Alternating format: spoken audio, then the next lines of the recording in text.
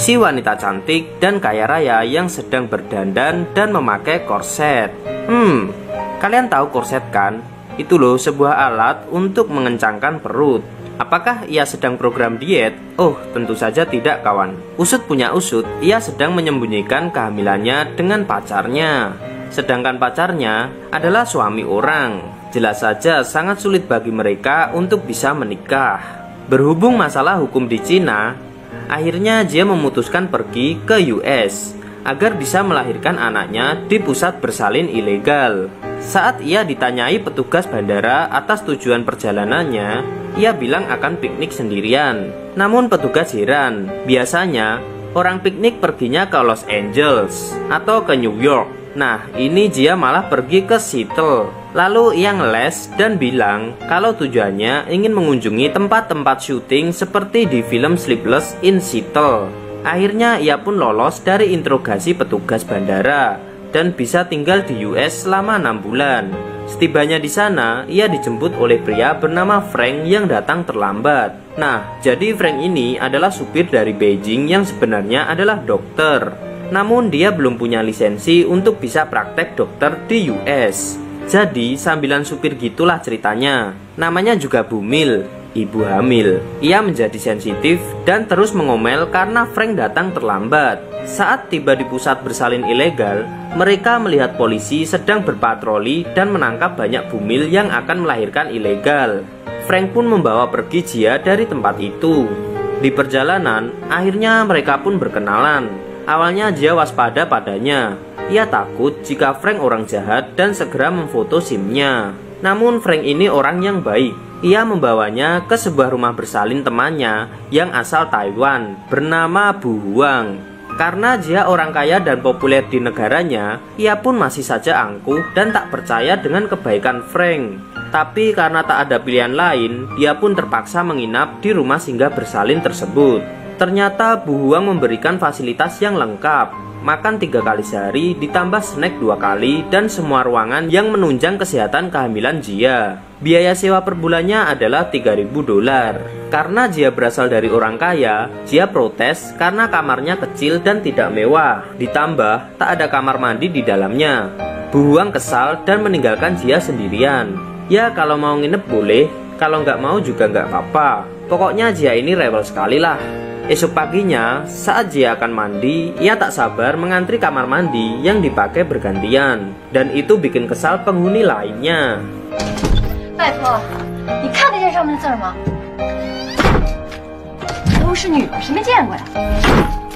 Jia masih berusaha menghubungi pacarnya yang suami orang itu. Namun tampaknya teleponnya tak pernah diangkat. Saat Jia akan tidur siang, ia keberisikan dengan suara mesin bor dinding. Ia mencari sumber suara itu dan mendobrak salah satu kamar. Ternyata itu adalah kamar wanita yang tadi pagi berantem rebutan kamar mandi. Wanita itu bernama Joy. Dengan seenaknya, Jia meminta memakai kamar paling besar milik owner rumah itu. Bu Huang sebenarnya tak rela, karena kamar itu dipersiapkan untuk ibu yang baru saja melahirkan. Namun karena Bu Huang berhati baik, ia pun mengizinkannya. Bahkan bersedia memindahkan koper-kopernya yang sangat berat. Sedangkan Jia ngapain? Ia malah santai-santai duduk sambil makan dan berteriak memerintah seperti bos. Karena Jia banyak duit, ia meminta disediakan seafood kepiting Alaska setiap hari dan meminta sekalian dicucikan pakaiannya. Sikapnya di situ seperti ratu. Hari itu, Bu Huang memintanya memeriksakan kandungan dan akan diantar oleh Frank. Melihat klinik bersalinnya, ia tak yakin untuk memeriksakan diri. Namun hanya itu satu-satunya klinik yang dokternya bisa berbahasa Mandarin. Jia ini masuk golongan wanita menyebalkan. Sudah jelas-jelas ijazah dan sertifikat dokter kandungannya asli terpajang, namun ia tetap mengira ijazah itu palsu. Frank pun membantunya mengisi formulir kesehatan. Disitulah Jia baru sadar dengan profesi Frank yang sebenarnya adalah dokter. Saat akan pulang, Jia kegirangan melihat kepiting Alaska yang besar-besar. Lalu ia berbelanja cukup banyak. Sedikit demi sedikit, identitas Frank mulai terungkap. Ia ternyata sudah memiliki istri dan anak.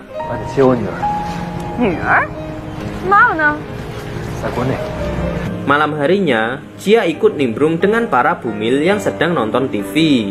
Jia mengejek salah satu bumil bernama Joy yang pandai bahasa Inggris dan mengira ia mempelajarinya di ranjang bersama pria-pria bule. Joy tak terima dan balas menghinanya jika uang yang ia miliki pasti bukan uang yang halal dan hasil jadi simpanan om-om. Ributlah para mak-mak ini. Mereka adu mulut dan saling dorong-mendorong. Dengan kondisi hamil, Jia minta ditemani Frank ke diskotik. Ia malah foto bersama dan mengirimkan ke pacarnya agar cemburu. Frank berusaha membujuk Jia berhenti minum, namun ia semakin mabuk dan curhat tentang apa yang ia rasakan selama ini. Tentang kesedihannya, tentang pacarnya yang tak ingin menceraikan istrinya, dan tentang alasan kenapa ia tak bisa melahirkan secara ilegal di Cina. Curhatan itu diakhiri tangisan penuh kesedihan. Dengan sabar, Frank mengantar pulang Jia yang sedang mabuk. Pagi harinya, pacar Jia akhirnya menelpon karena cemburu melihat foto semalam dan berjanji akan segera menyusulnya di hari Natal. Jia sangat senang mendengar hal itu. Ditambah dia dikirimi uang yang sangat banyak agar bisa belanja dan menyenangkan dirinya.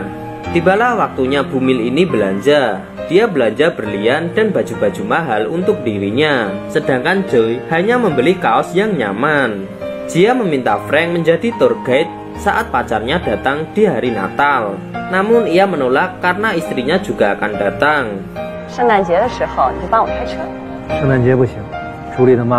Malam Natal pun tiba. Jia tak sabar menantikan kedatangan kekasihnya.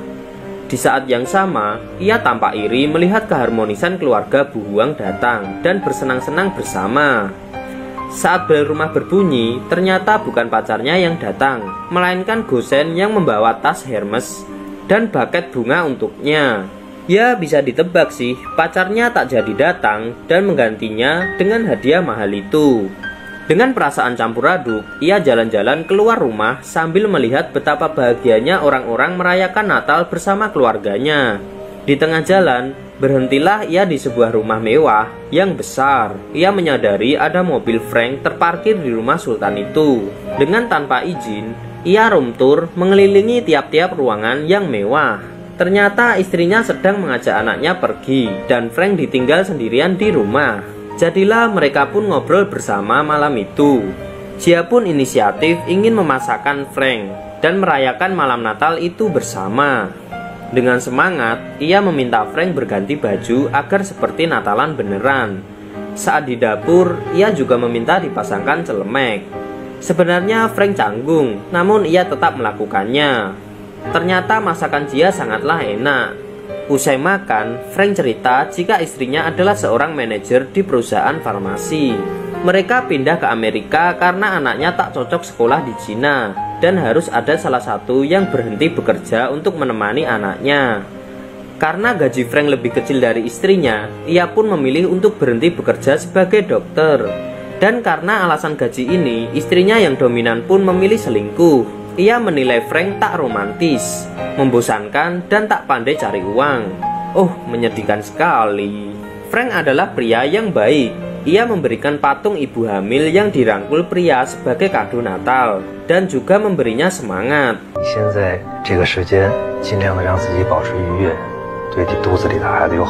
Selang beberapa saat, ia dikabari jika penyakit asma anaknya kambuh. Dengan panik, Frank dan Jia menyusul anaknya. Anak itu segera dibawa ke mobil, sedangkan ibunya memilih untuk melanjutkan rapat dengan relasi kerjanya.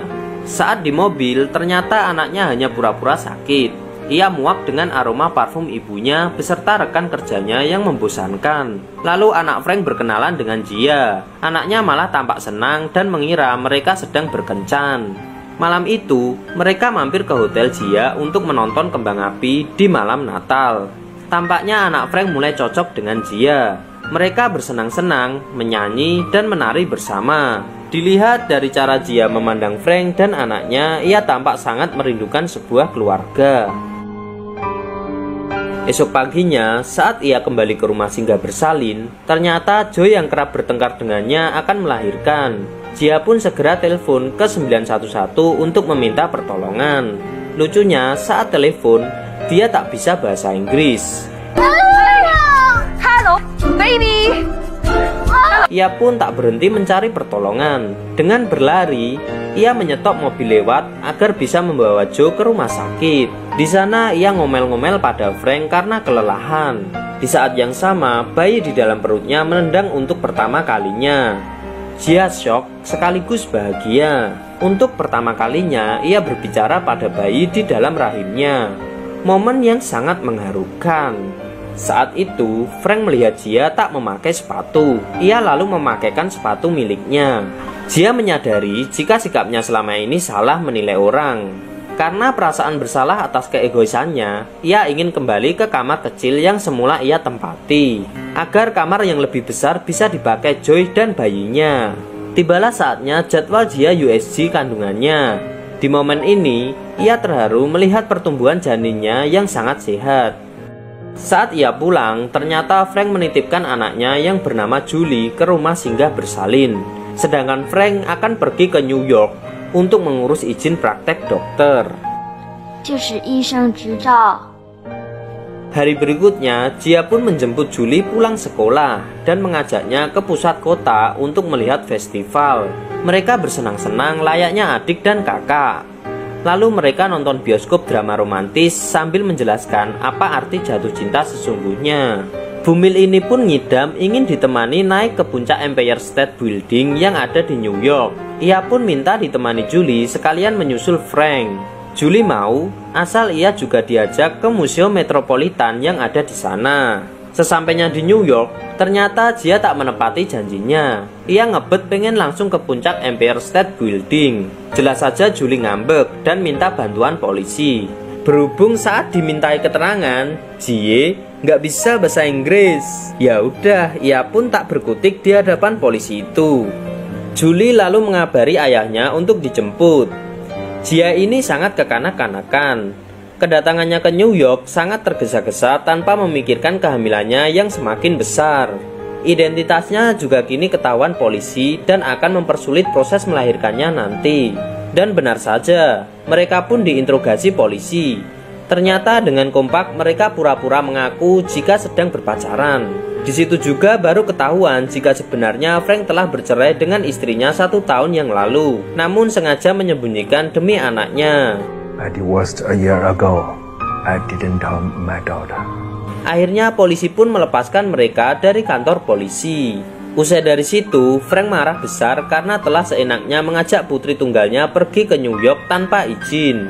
Dia masih membela diri dan merendahkan Frank sambil membanggakan uang dan uang saja.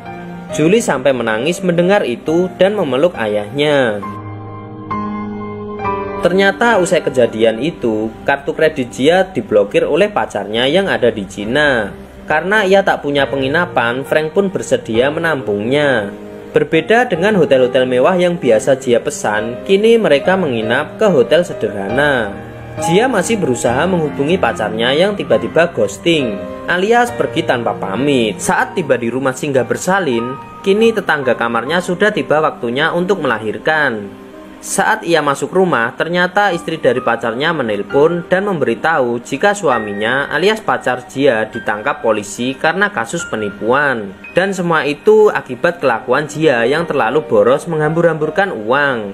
Polisi pun mengecek mutasi rekeningnya. Disitulah ketahuan jika pacarnya melakukan penipuan besar, sehingga seluruh asetnya dibekukan. Dan kini polisi juga mencari Gia karena sudah terlibat ikut menggunakan uang itu. Perut Gia semakin besar. Karena ia sudah tak punya uang, ia membantu pekerjaan rumah buang agar diizinkan tetap tinggal di sana. Ia mencuci baju-baju bayi, bahkan sampai membersihkan kamar mandi. Dia juga menjual semua barang-barang mahal miliknya agar bisa bertahan hidup. Dari sepatu, tas-tas, hingga baju-bajunya. Frank sampai tak tega melihatnya kelelahan. Namun Gia bilang ingin melahirkan normal karena biayanya lebih murah dibandingkan operasi sesar. Gia juga curhat pada Frank betapa besar rasa cinta pada pacarnya dan akan merawat anaknya sepenuh hati. Teman-temannya yang dulu pernah berantem, kini sangatlah baik, bahkan memberinya banyak peralatan bayi yang lengkap. Gia pun membalasnya dengan memberikan salah satu tas ori yang harganya selangit. Mereka pun saling memeluk dan berterima kasih atas kebersamaannya selama ini. Momen yang sangat mengharukan. Temannya juga berjanji akan mengenalkannya dengan pria yang lebih baik dan bertanggung jawab dibanding pacarnya yang sekarang. 姐一定给你介绍一个好的啊！ Malamnya Buang memberitahunya jika ia tak bisa menemani saat proses kelahiran bayinya, karena sebentar lagi anaknya akan menikah dan harus pergi keluar kota. Namun ia sudah meminta tolong Frank agar bisa merawat Jia sampai bisa balik lagi ke Cina. Frank datang untuk menemani Jia, namun ia hanya datang sendirian karena anaknya Julie memilih tinggal bersama ibunya. Malam itu tak sengaja Jia melihat Frank menangis sambil melihat foto anaknya. Jia pun kepo apa yang sebenarnya terjadi. Ternyata mantan istri Frank akan menikah lagi. Karena sedang bosan, Jia pun memaksa ngintil Frank pergi. Ternyata Frank pergi untuk mengambilkan gaun pernikahan yang akan dipakai mantan istrinya. Bukannya membantu, Jia malah ikut mencoba gaun-gaun pengantin di sana, yang jatuhnya malah seperti gaun ibu hamil yang sangat cantik. Frank tampak terpesona, namun mencoba bersikap biasa aja. Berhubung marketing di butik itu ingin memfoto tiap pasangan yang datang, biasalah, pastinya untuk kebutuhan Instastory, Frank pun dipaksa berfoto bersama Jia.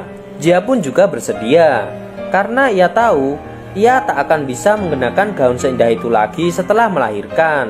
Frank ini hatinya terbuat dari apa ya? Dari beton kali ya?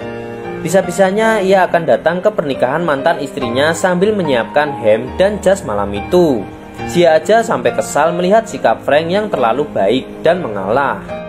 天哪 ，Frank， 够欠的。 朱莉也去了。 Sambil membantu menyetrikakan bajunya, Jia memarahi Frank karena kebaikannya justru membuat dia direndahkan.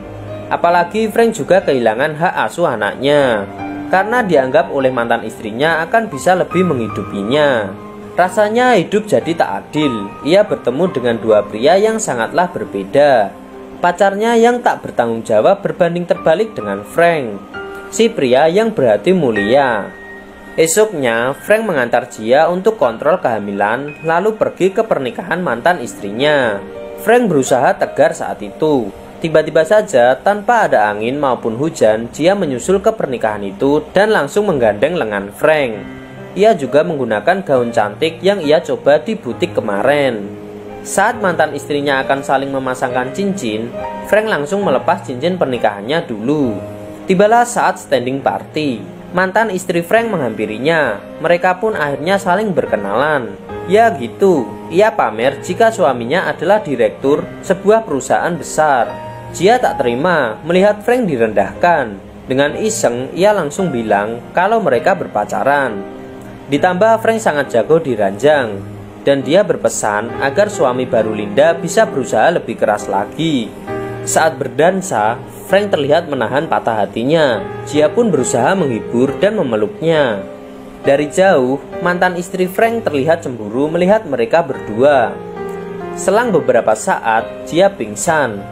Frank menduga ia hipertensi dan kondisinya sangat lemah. Sesampainya di rumah sakit, Jia berpesan apapun yang terjadi, ia ingin anaknya harus diselamatkan dibanding dirinya sendiri. Ia juga ingin melahirkan normal, karena tak punya uang untuk sesar. Uangnya sudah habis untuk dibelikan gaun indah yang ia pakai hari itu. Namun Frank akan berusaha sekuat tenaga agar keduanya selamat. Hari pun berganti. Jia melahirkan secara sesar. Ibu dan bayinya juga selamat. Namun Jia harus mengalami koma selama 3 hari karena hipertensi. Sedangkan anaknya masih dalam perawatan karena penyakit kuning. Para perawat bilang jika Frank sangat perhatian. Bahkan ia tak pernah meninggalkannya sedetik pun. Bahkan ketika Jia mengkhawatirkan kondisi anaknya, Frank terus menenangkan dan memberi kekuatan. Julie datang dan tampak sangat menyayangi anak Jia seperti adik sendiri. Mereka seperti keluarga yang sangat bahagia. Frank juga mengajak piknik dan bermain layangan bersama. Julie juga sudah menganggap Jia seperti ibu dan juga kakaknya sendiri. Namun kebahagiaan itu terhenti ketika pacar Jia memintanya pulang ke Cina. Kini pacar Jia telah bebas dari penjara dan sudah bercerai dengan istrinya. Dengan berat hati, ia pun harus berpisah dengan Frank dan anaknya. Frank dan Julie juga terlihat menangis melihat kepergian Jia. Sepanjang perjalanan, Jia terus mengingat semua kenangan indah bersama Frank. Dengan segala kegelimpangan harta, Jia tampak tak bahagia. Ia sangat kesepian. Pacarnya tak pernah pulang karena mementingkan pekerjaan. Jia pun memilih berpisah dan hidup berdua dengan anaknya. 2 tahun pun berlalu. Ia berjuang sendirian dan mulai membuat channel tutorial memasak demi menghidupi anaknya. Untungnya, usahanya berjalan lancar. Ia juga bekerja sama dengan teman lamanya, yaitu Joy. Sedangkan mantan pacarnya kini rujuk kembali dengan istrinya. Temannya kerap mencarikan jodoh untuk Jia agar tak kesepian. Namun tampaknya Jia masih belum menemukan pria sebaik Frank. Kabar Frank, kini ia mendapat izin praktek sebagai dokter lagi. Sekalipun 2 tahun telah berlalu, Julie masih kerap merindukan Jia dan anaknya. Mereka mengunjungi Tower Empire State Building dan memposting fotonya di media sosial. Tak sengaja, Jia juga sedang berada di situ dan melihat postingan Julie. Akhirnya mereka pun bertemu. Julie langsung akrab dengan anaknya. Mereka bertemu kangen di situ. 我又做医生了。真的啊？ Singkat cerita,